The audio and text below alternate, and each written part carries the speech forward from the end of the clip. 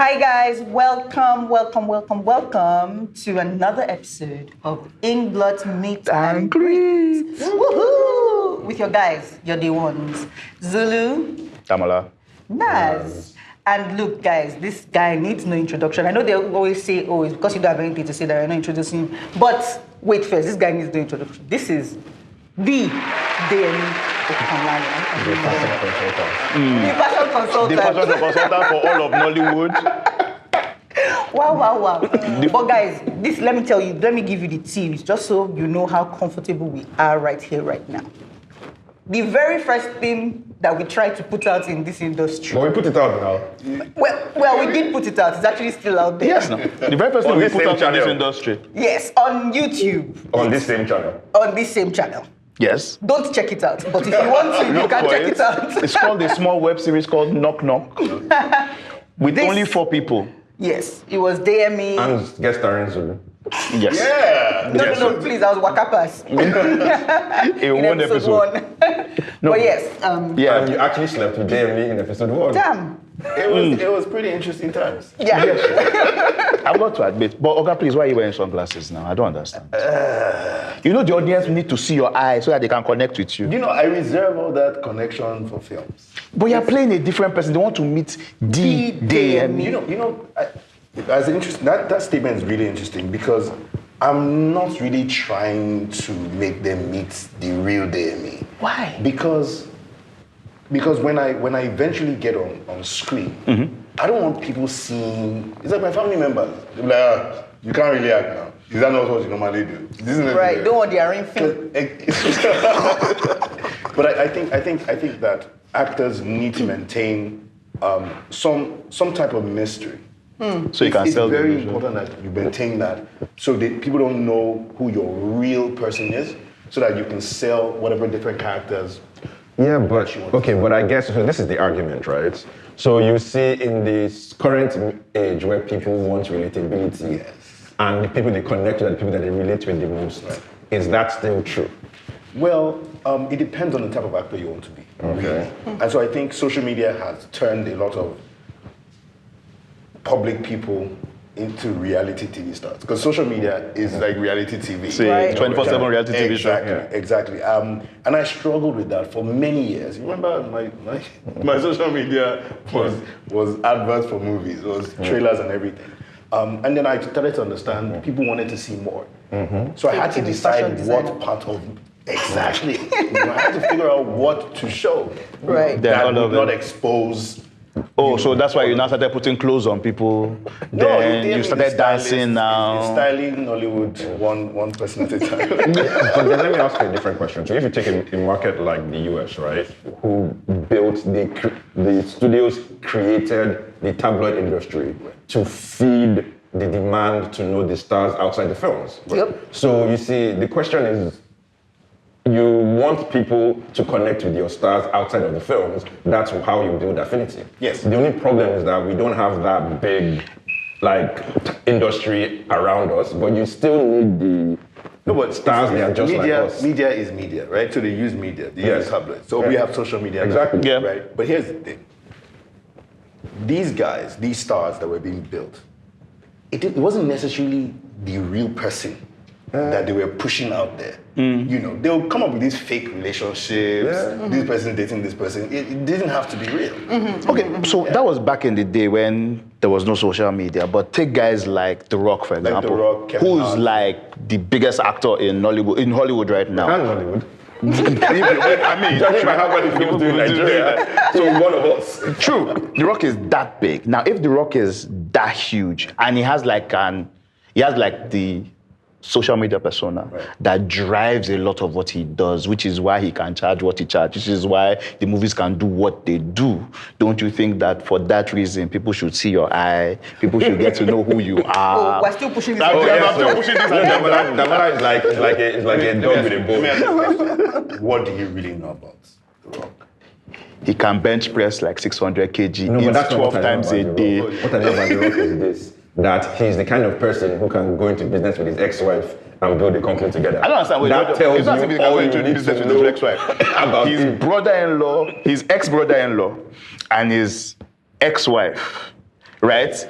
Who is married now to his former personal trainer. Wait a minute. Danny Garcia was his ex-wife? Yes, Danny Garcia is his ex-wife, and she's his manager today. Yep. And she's married to his former fitness instructor. Yep. And her brother is that company, He's 7 Garcia. Bucks. Yes. He is in charge. It's the three of them. Three of them are the owners. So you know the kind of person he is. Yes, we cannot be married to each other, but we can make money. This tells you that he definitely keeps a persona to himself. I'm telling you. There's a part of him There's who says something you don't nobody. Well, look at that now. He's like that. He's a fun-loving guy. Well, I guess to each his own. Also, Like that is for his business. That's his business, Abi. ultimately, and as you can tell, you know, especially on social media, I changed a lot of things, you know, over the past 2 years. Yeah. You know, and it's been massive. It's been massive. I'm on TikTok now. Oh, Yes, shit. I saw you dancing which day. doing TikTok. Yes, Are we you're going doing to TikTok dance today dance. before you leave? No, we're not dancing. Me and Deyemi, Yeah, not talking about you Deyemi guys. can dance. I'll be. I don't think there's anybody here that connects with Gen Z. I don't. No, I don't that's not understand. true. I don't I'm understand. Gen Z and Jason. How dare you? This my life has really been. I'm going to have to rebrand as well. I'm a studio exec. I'm not Gen Z. And so the truth is, I don't know if you want to cut this out. We don't cut Please anything. go ahead. We don't cut anything. Look at what Don Jazzy, Yes. right? I'm not going to say much more than that, but he's onto something. Oh You no, know, I appreciate what he's done. Yeah, by connecting, he's constantly, you see, every generation of musicians and every new type of sound, Don Jazzy is a part of it. And his social media is actually a reflection of the same thing. And if you again look at a couple of things that I've been doing, you know, it's watching people like Don Jazzy, it's looking at people like The Rock, at Kevin Hart, see how they, you know, And Will Smith before his No, but unfortunate honestly speaking, incident. Then he's telling people to be Gen Z like me. That's what he's trying to But tell me. I think one of the things that is the tragedy of our business is that longevity is not a given. Very few people who create art last longer than 5 years. Yeah. Like, because the part that they are relevant is the time that they are relevant, because they stay in that box. Yes. They are not able to move past when the things that matter to them move out of the zeitgeist. yeah, so it's about Reinvention. reinventing yourself. Yes, but most artists cannot. Yeah. No, okay, so Right. if you use the Don Jazzy example, I like the Don Jazzy example. And I'll use a bunch of other people as we talk about this. So you take Don Jazzy. When he first started with the band, he was the quiet one, constantly whispering. No one ever heard his voice.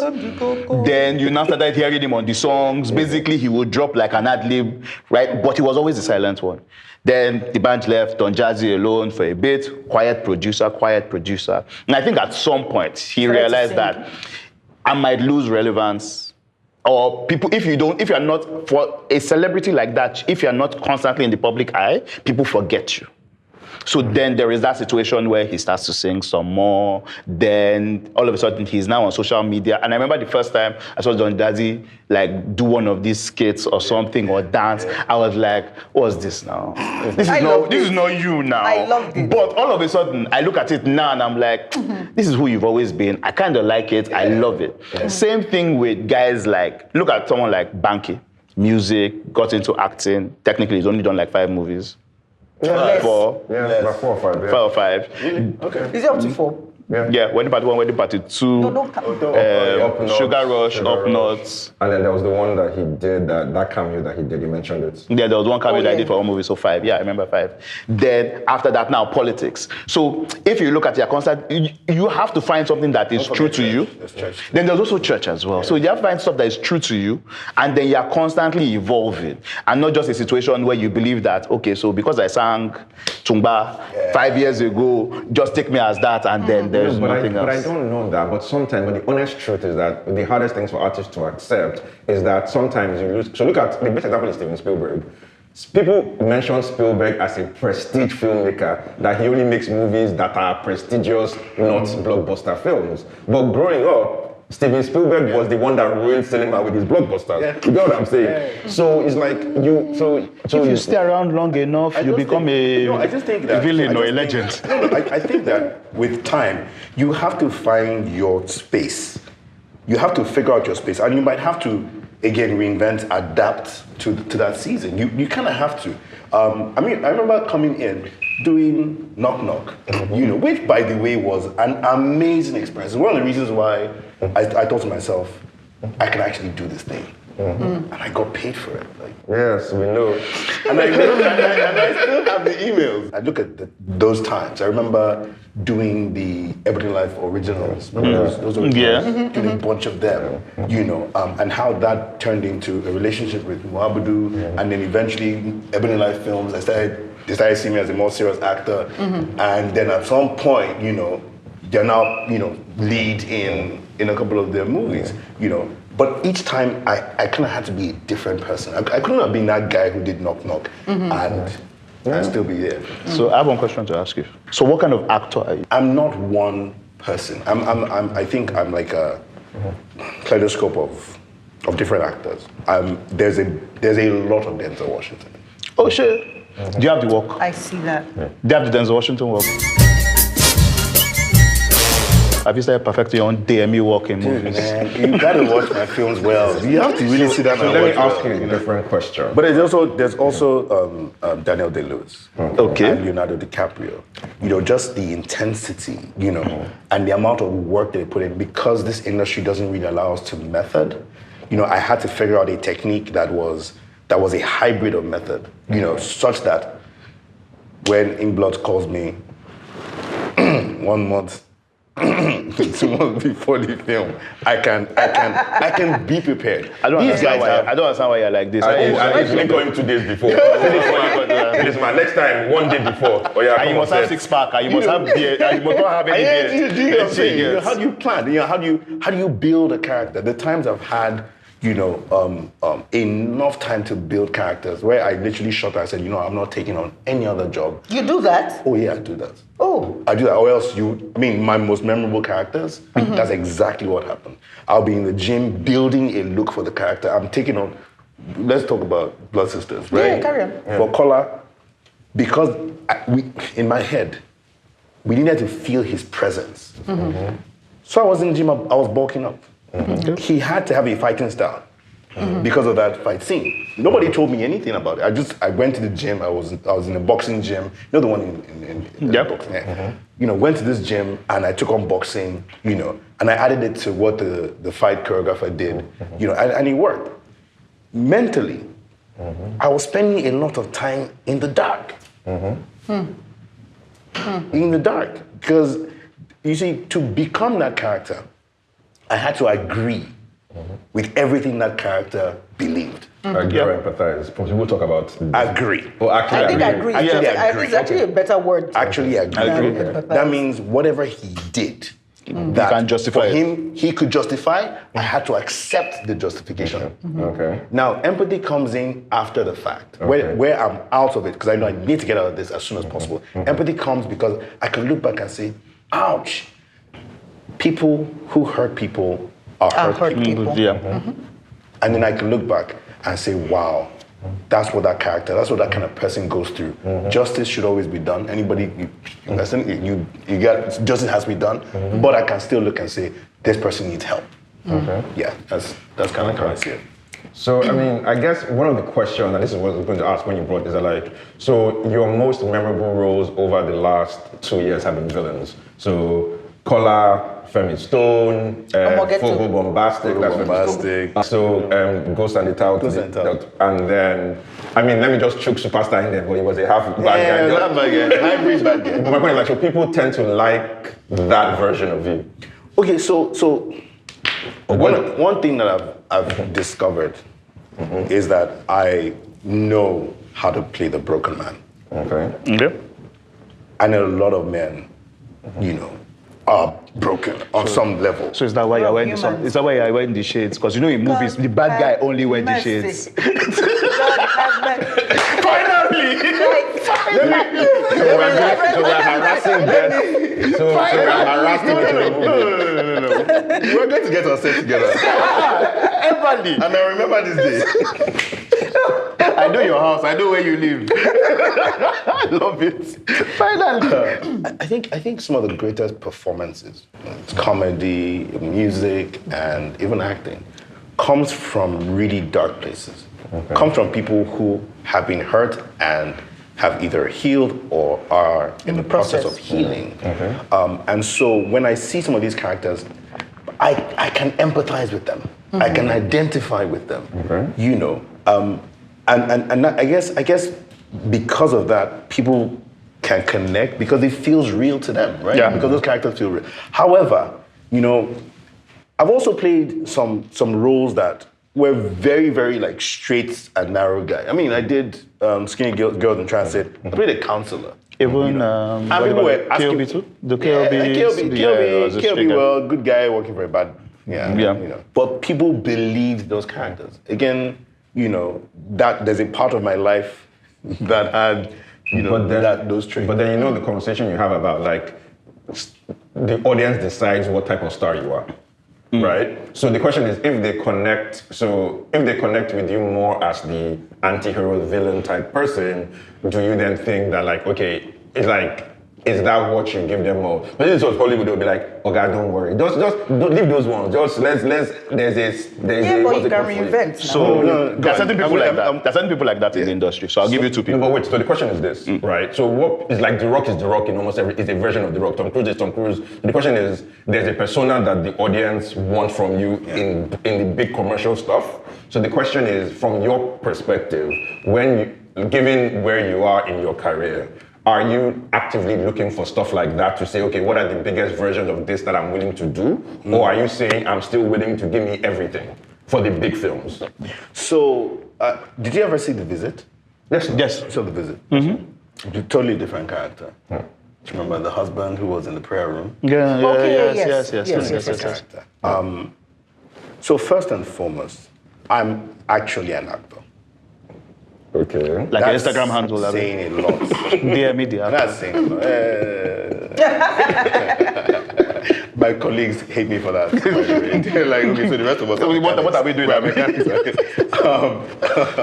But so I enjoy taking on these different personas. Okay. Now, at some point in my career, I couldn't make the ultimate decision. Not I couldn't, but for me, I was still exploring things, you know, and people would bring stuff your way, and you decide, okay, you know, let me do this, move the needle a little bit. But now, I'm very intentional about what I do. Okay. Have you read this book by Will Smith? His actual Will, the book Will. No, I haven't read it. You need to read that book. And what Will Smith did was that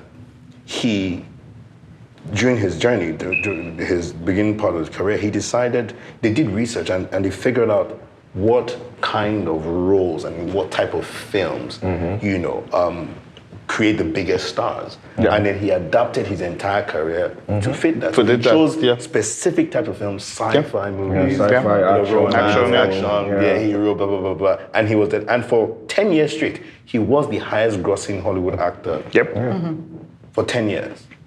And, you know, those are some of the things that I look at. I'm like, okay, what kind of career do I want to have? You know, so yes, I can play the villain. You know, I enjoy even playing the villain. But there will be times when I would see something, you know, well, and for now, I'm kind of done. I'm tired, really. I mean, some people are there fighting with me because they offer me some dumb scripts, and I'm like, I'm sorry, I'm not really interested. I mean, I think you're entitled to be picky about what you do because it's a representation of who you are eventually. Yeah, but I guess people, as you said, sometimes the audience decides, and part of the audience, the producers are part of the audience, really. But the producers are weather vanes. So they move the direction of the audience.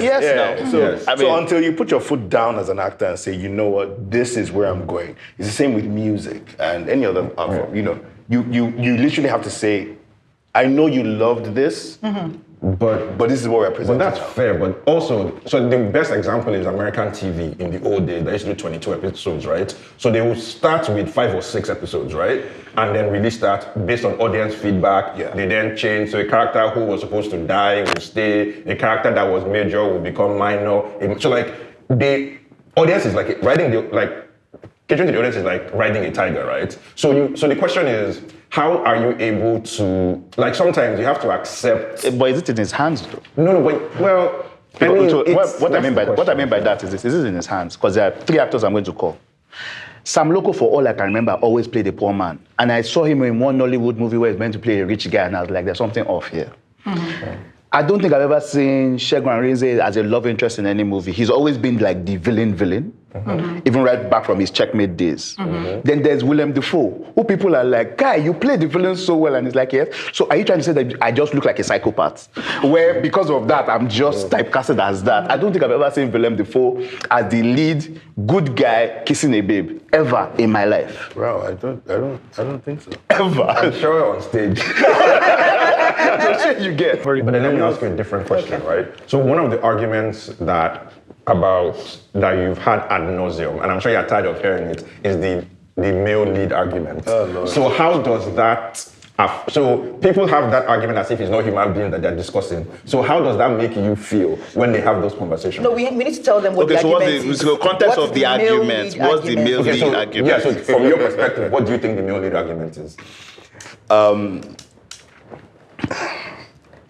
We don't have enough leading males, right? I don't think we do. But most importantly, we don't even have enough movies that require, male leads. We don't. We actually don't. Really? Yes. We have a market that caters mostly to women.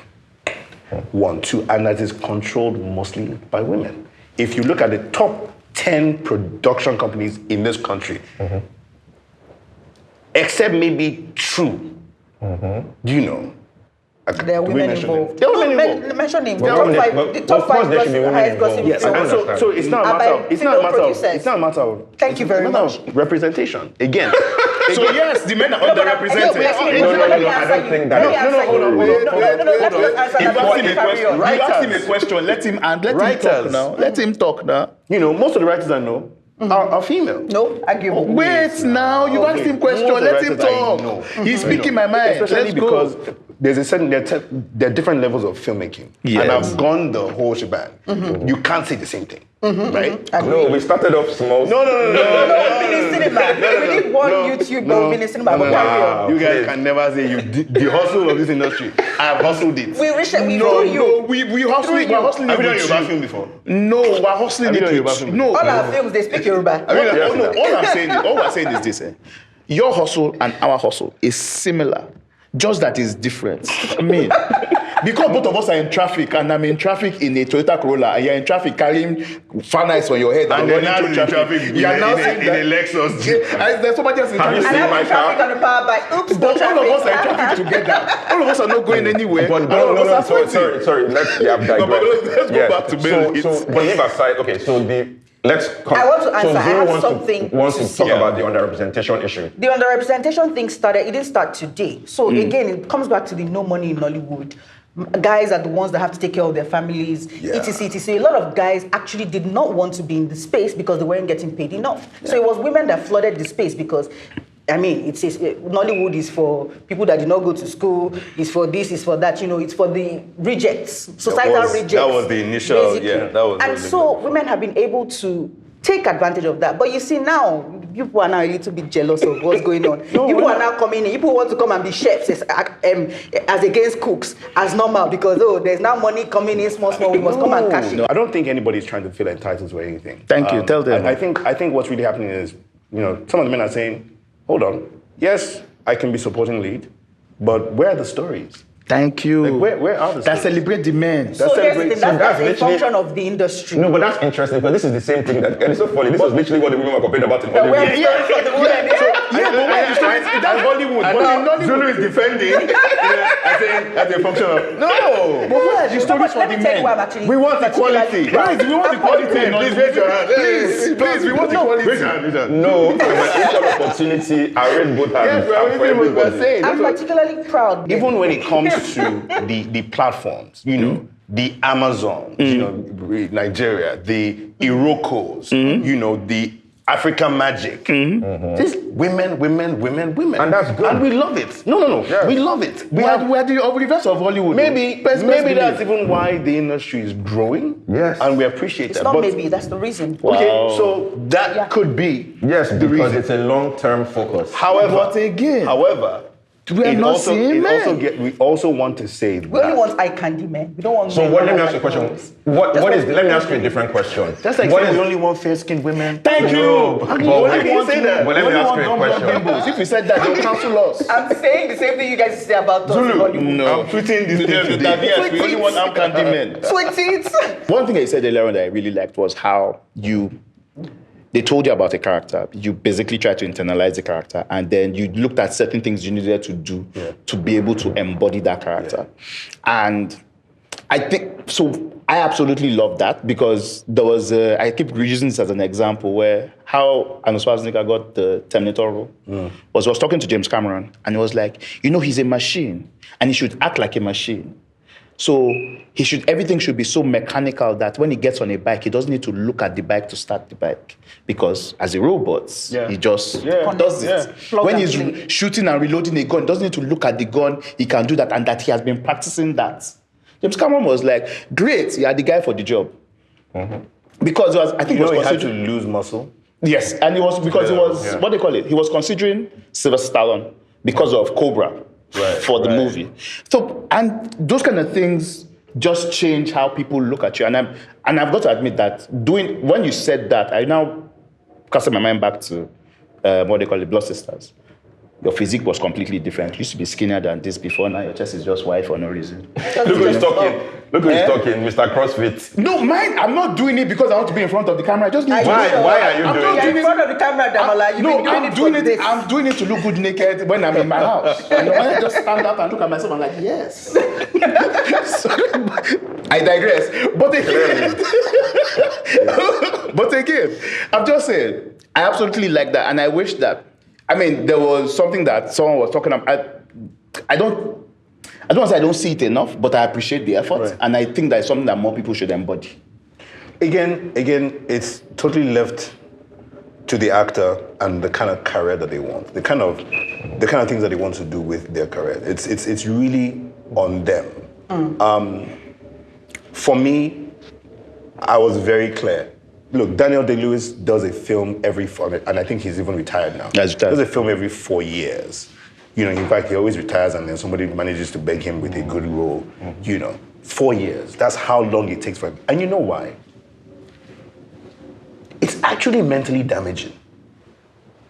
To lose yourself and become somebody else, and then now go through the process of Finding yourself again.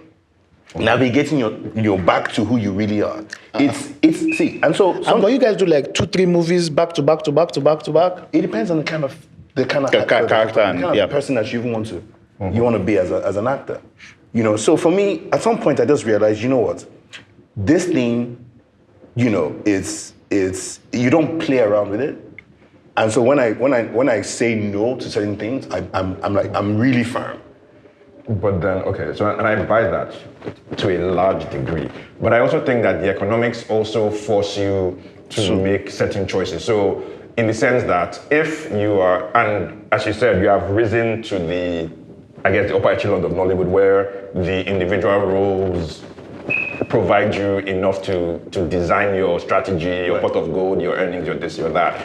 And so one of the things I always think about is how do you continue to broaden the pie so more people can take that? Because look at Hollywood, right? So the actors themselves, they do all that training because they know that if they break in, that self-investment pays off. Yeah. So the question is, do you think that, I know we talked about not earning enough money, but do you think that given where the industry is now, even at the level where the earnings at the top are, is it worth it to make that investment in yourself if you get to the top? I've always been a top performer. When it comes to work, when it comes to preparing for a role, I will go to look. Have you seen the new Top Gun? Yes, I have. Have you seen the volleyball scene? Yes, I have. That's your work. I know a good place that Even though other people that were in the old Top Gun that did not make it to the new club, they're still actors, though. Their names are still in the Walk of Fame and all of that. Again, as you said, realizing what the audience wants and what's available, in terms of stories. I've had to decide, this is now going to be a constant. It's not only going to happen when I'm preparing for a film. It's a lifestyle thing now. Yes. Such that, whenever I get called for a film, like I'm ready. And so by December, I will be doing my first topless photo shoot. Woohoo! Good. I thought you were going to tell me something that topless photo shoot. You can do it right now. As I'm not always, talking about the rest. as always, our time has been fast spent, and we can keep talking forever and ever. Deyemi, what's next? We'll end this on So the Deyemi, what's ideal next for you? of- He's giving us topless No, photo but shoot also in December. one thing we actually just didn't- remove your shirt. No, What's one, next? one Just thing, remove one your thing, one thing we also didn't say is that Deyemi is our Samuel L. Jackson. He's the highest-grossing theatrical box office star bar none. If you add all the For things, someone who quit in 2019, I guys, think by now you're well over $1 billion, right? Well, I'm going to. I don't know about those figures, but we'll look into No, it. he's well over $1 billion. He's well over $1 billion. Maybe cinema. If you look at No, cinema. 2020, 2021. No, just keep adding. You're well over $1 billion. Yeah. All right, yes, it's well over- Show us the topless photo now, Write so in that the we can do comments before and if you disagree. after. Yes. So, and basically also tell us what you want to see Deyemi in next. Villain, hero, romantic love interest. Romantic love interest, pastor, Shirtless. they've shown coming me- out of water. With shape. All right, thanks guys. Thanks, guys. Catch us That's on our all your show. podcast platforms. Toodles. Bye.